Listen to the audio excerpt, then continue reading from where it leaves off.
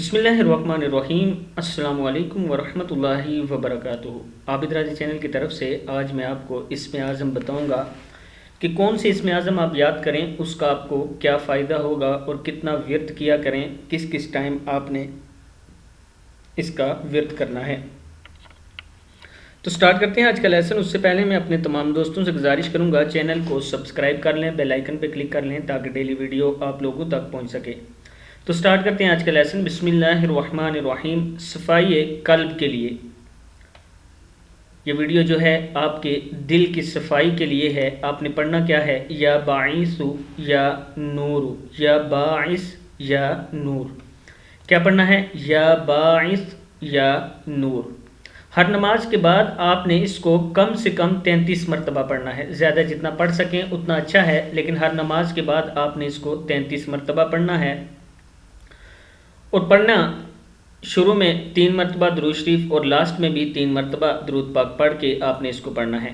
اس کے بعد ہے ظاہری اور باطن کی صفائی کے لیے یا مہیمن یا حسیب۔ کیا پڑھنا ہے؟ یا مہیمن یا حسیب۔ پھر پڑھ لیں یا مہیمن یا حسیب۔ پھر پڑھ لیں یا مہیمن یا حسیب۔ نیکسٹ ہے جان و مال کی حفاظت کے لیے یا مؤمن یا نافع۔ کیا پڑھنا ہے؟ یا مؤمن یا نافع۔ کتنی بار پڑھنا ہے یہ آپ نے؟ یہ ہر نماز کے بعد جو آج میں وظائف آپ کو بتا رہا ہوں، یہ ہر نماز کے بعد آپ 33 بار پڑھیں یا ایک تسبیح پڑھیں، آپ کو اتنا زیادہ فائدہ ہوگا جتنا زیادہ اس کو پڑھ سکیں۔ اور ساتھ میں یہ یاد رکھنا ہے کہ اس کو پڑھنے سے پہلے درود شریف 3 مرتبہ ضرور آپ لوگوں نے پڑھنا ہے۔ جان و مال کی حفاظت کے لیے یا مؤمن یا نافع پڑھنا ہے۔ کیا پڑھنا ہے؟ یا مؤمن یا نافع۔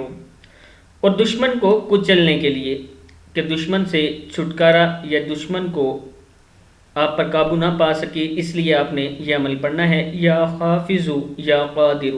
کیا ہے یہ؟ یا حافظ یا قادر۔ ہر نماز کے بعد آپ جتنا زیادہ پڑھیں، لا تعداد پڑھیں، اس کا بھی آپ کو بہت زیادہ فائدہ ہوگا، لیکن جب بھی پڑھیں درود شریف پہلے پڑھ لینا آپ نے۔ لڑکیوں کی شادی کے لیے اس عمل کے لیے مجھے بہت زیادہ ریکویسٹ آئی ہیں کہ ہمیں بتائیں کہ ہمارے بچوں کی شادی نہیں ہو رہی تو ہم کون سا عمل کریں۔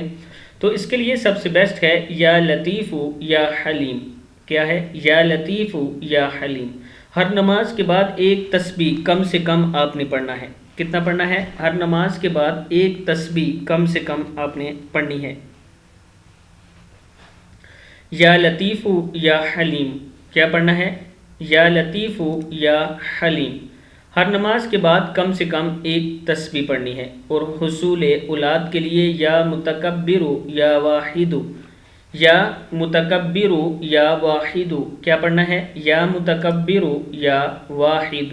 پھر پڑھیں یا متکبر یا واحد۔ اس کو آپ نے زیادہ سے زیادہ پڑھنا ہے۔